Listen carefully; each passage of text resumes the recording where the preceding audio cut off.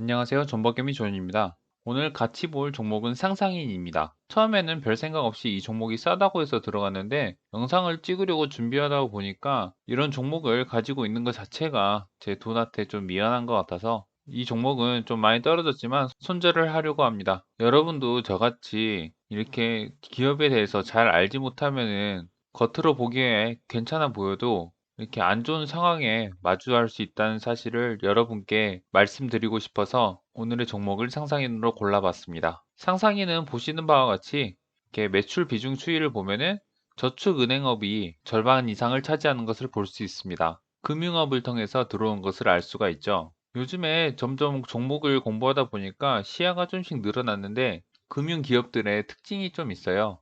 어떤 특징이 있냐면은 부채 총계가 되게 높습니다. 금융 쪽에서는 아무래도 돈을 빌려주고 다른 사람들의 예금 같은 것을 담보로 또 여러 사업을 하죠. 그러니까 당연히 부채 비율이 높을 수밖에 없는 것 같습니다. 그래서 부채 비율이 많기 때문에 어떻게 보면은 굴러가는 돈이 되게 크다라는 것을 확인할 수가 있는데요. 그렇기 때문에 시가총액에 비해서 영업이익이 높지만 그게 다 부채에 의해서 만들어진 영업이익이기 때문에 시가총액이 영업이익에 비해서는 기본적으로 낮다라는 것을 알고 가셨으면 좋겠습니다. 그러면 제가 상상인에 왜 들어갔는지 먼저 말씀드리겠습니다. 제가 이 종목에 들어갔을 때는 이 종목이 현재 저평가되어 있고 그리고 충분히 저점이 와 있기 때문에 더 이상 떨어질 곳이 없다라고 생각해서 들어간 기업입니다. 차트를 함께 보시면은 여기가 코로나 시점이고요. 저는 이때 1차 매수를 하였고 그리고 이때 2차 매수를 하였습니다. 이 기업에 대해서 정말 제대로 알지 못하면은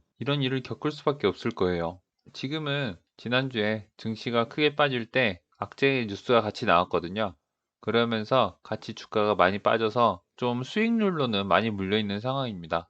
다행히 금액을 많이 넣지 않아서 멘탈적으로 손절하는 데는 별로 상관이 없을 것 같습니다. 여러분들도 무턱대고 잘 모르는 기업에 큰 돈을 넣는 우를 절대 범하지 않으셨으면 좋겠습니다. 제가 이때 매수한 저의 판단 근거는 이 기업이 돈을 벌고 있고 코로나 때도 이만큼의 저점이고 그거가 회복이 된 후에 계속 바닥권을 19년도부터 유지를 해주고 있으니까 이 가격은 계속 지켜주지 않겠냐라는 생각에 이 종목에 들어갔었는데요. 너무 이렇게 단순하게 생각을 하기 때문에 이 종목을 산 것이고 또한 지금 이렇게 물려 있는 겁니다. 그러면 이 기업에 어떤 일이 있었는지 한번 같이 살펴보시겠습니다. 일단 재무추이를 보시면은 이렇게 17년도, 18년도, 19년도에 영업이익이 엄청나게 올라간 것을 볼 수 있습니다.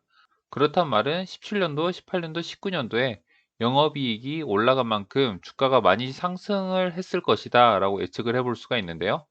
대차나 주가를 보시면은 17년도에까지는 아직 많이 오르지 않았다가 이제 18년도부터 탄력을 받고 크게 오르기 시작을 합니다. 그리고 19년도에도 그래도 영업이익이 나왔으니까 이렇게 주가를 유지하다가 갑자기 훅 빠지는데요. 이렇게 훅 빠지는 데는 분명히 이유가 있을 거예요. 이유가 있었기 때문에 빠진 것이라서 혹시나 종목을 들어가실 때 이렇게 갑작스럽게 떨어진다 이런 구간이 있다고 하면은 이때의 뉴스를 찾아보거나 공시를 찾아봄으로써 이 회사가 가지고 있는 악재가 뭐 단기적인 악재인지 앞으로도 해결이 안 된 악재인지는 확인을 해보고 가셨으면 좋겠습니다. 아무튼 19년도에 이렇게 주가가 빠져서 그 후로도 계단식으로 하락을 했고요. 코로나 때도 하락을 했다가 반등을 준 후에 최근에 나온 악재로 다시 하락을 한 상태입니다. 분기 이익을 보시면은 아무리 이렇게 19년에 악재가 있었다고 해도 매출이 잘 나왔는데요. 이게 금융업이다 보니까 1분기 매출이 되게 조금 나왔어요. 모든 금융이 조금 나온 건 아니고 이 상상이는 특히나 더 조금 나왔는데요. 영업이익이 이 정도라고 하면은 19년도 당시에 거의 4분의 1 정도도 안 되는 수준이잖아요.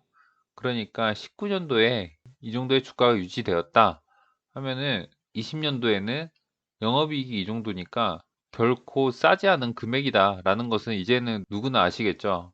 하지만 저는 몰랐습니다. 그리고 워낙 여기에 들어간 비중이 작아 가지고 별로 신경을 안 쓰고 있었는데 이제 정리를 해야 될 것 같습니다. 이제 아까 말씀드렸듯이 금융업을 주로 하기 때문에 이렇게 부채 비율이 높은 것을 볼 수가 있고요. 거기에 따라서 퍼가 이렇게 낮은 것을 볼 수가 있습니다. 퍼가 낮다는 말은 돈을 시가총액에 비해서 많이 벌고 있다라는 의미로 1차적으로 해석을 할 수 있지만, 다른 의미로는 앞으로 미래의 성장성이 좀 기대가 되지 않는다라는 의미도 되는 것 같습니다. 요즘에 생각해 보면요. 왜냐면은 앞으로 성장성이 기대가 되는 종목들은 퍼가 높아요. 그런 종목들이 또 앞으로 더 성장을 하고 더 커지는 것 같습니다. 네, 이렇게 퍼가 낮다고 무조건 좋지만은 않다라고 알아두셨으면 좋겠습니다. 그리고 제가 최근에 퍼가 낮은 종목들을 되게 많이 봤는데, 그런 종목들 중에는 이렇게 부채 비율이 높은 종목들이 되게 많더라고요. 그래서 나중에 부채 비율까지 감안한 적정 시총을 구하는 방법을 혹시나 알게 된다면 여러분께 공유해 드리겠는데, 일단 당분간은 부채 비율이 높으면은 그만큼 이 회사에 뭔가 영업적으로 그 악재가 꼈을 때 이 부채 비율 때문에 악영향을 끼칠 수 있기 때문에 정확히 알기 전까지는 피하려고 합니다. 무조건 피하는 것도 좋진 않은 것 같아요. 왜냐면은 금융주들이 되게 배당이 세더라고요. 그래서 좋은 데는 배당도 많이 받을 수 있으니까 또 전략적으로 이용하면 좋을 것 같긴 한데, 저는 잘 모르니까 피하려고 합니다.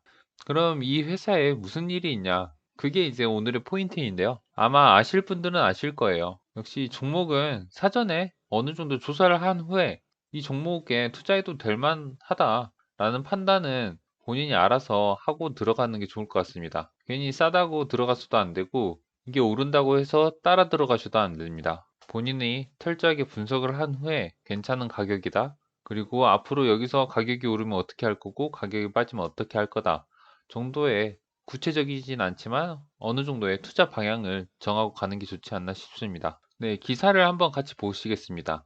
유준원 상상인 대표 구속, 법원이 자본시장 공정성을 크게 훼손을 했다라는 내용으로 유준원 상상인 대표를 구속 수사를 하고 있는 중입니다. 어떤 내용에서 이제 구속을 했는지 한번 같이 살펴보겠습니다. 대출을 통해서 투기 세력에게 쩐주 역할을 했다. 혐의입니다. 혐의. 아직 죄가 아니라 혐의. 좀 더 보시겠습니다. 상상인 저축은행과 상상인 플러스 저축은행을 통해서 무자본 인수합병이나 주가 조작 등 세력에게 자금을 대는 쩐주 역할을 한 것으로 본다. 그러니까 저희들이 일반적으로 말하는 세력에게 주가를 조작하기 위해서 돈이 필요할 건데, 거기에 돈을 대주는 역할을 했는데, 그 돈을 이 상상인 저축은행과 상상인 플러스 저축은행, 상상인 회사의 돈으로 세력들에게 돈을 댔다고 하는 혐의를 받고 있는 것이죠. 이게 사실이라면은 있을 수가 없는 일입니다.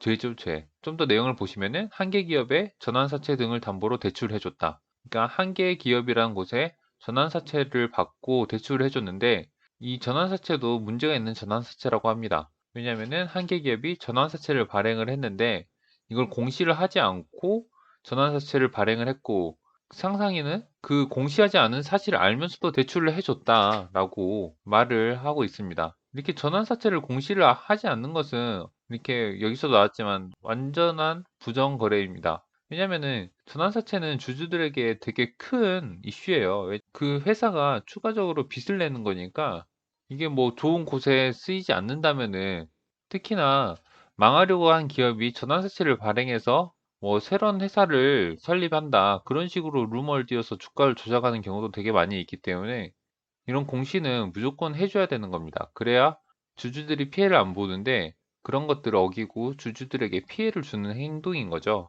게다가 이렇게 시비를 발행한 주식을 또 팔아가지고 차익을 또 거두려고 한 생각. 일전에 NSN에서도 봤지만 이 전환사채를 발행을 하고 이거 돈을 빌려준 데서는 이걸 주식으로도 받을 수 있고 돈으로도 받을 수 있잖아요.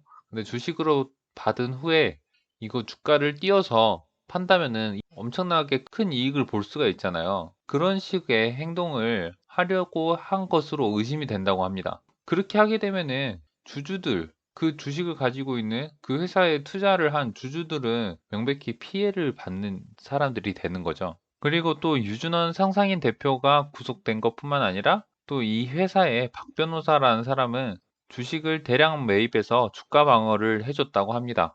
시기로는 18년 3월부터 19년 8월인데요. 주가 흐름상 보면은 18년 3월부터 19년 8월이니까 이쯤입니다. 이쯤 쭉 떨어진 걸로 봐서 왠지 이때 뭔가 그런 뉴스가 나왔겠죠. 자세히 살펴보진 않았지만 이렇게 주가 방어를 해줬다는 혐의도 있다는 걸로 봐서 주가가 이렇게 유지되는 것도 정상적이 아니라 일부러 주가를 관리를 해줬다라고 혐의를 받고 있는 상황인 것 같습니다. 뭐 찾아보니까 이것저것 또 다른 혐의들이 되게 많더라고요. 그래서 그런 부분에 대해서는 여러분들이 한번 찾아봤으면 좋겠고, 무튼 유준원이란 분은 이 회사의 대표이사인데 이렇게 대표이사의 오너 리스크로 인해서 주가가 눌림을 받는다라고 처음엔 생각을 했지만 기사를 찾고 이 회사의 상태를 보고 그리고 1분기도 이렇게 박살난 것을 보아하니 그리고 그런 돈이 다 이 상상인 저축은행에서 나왔다고 하니 이 회사를 더 이상 투자할 이유는 없는 것 같습니다. 이것은 저의 교훈으로 삼고 큰 비중은 아니지만 손절을 하도록 하겠습니다. 여러분도 앞으로 꼭 이렇게 주가가 갑자기 급락한다. 이런 구간에 급락하는 이유를 먼저 찾아보시고 그게 단기적인 악재다. 아니면은 이 회사에 존폐 위기가 걸릴 만큼 심각한 문제다. 정도는 알고 가셔야 피해를 그나마 피하실 수 있을 겁니다. 오늘은 여기까지 하겠습니다. 이상 존버개미 존이었습니다. 구독과 좋아요 부탁드립니다.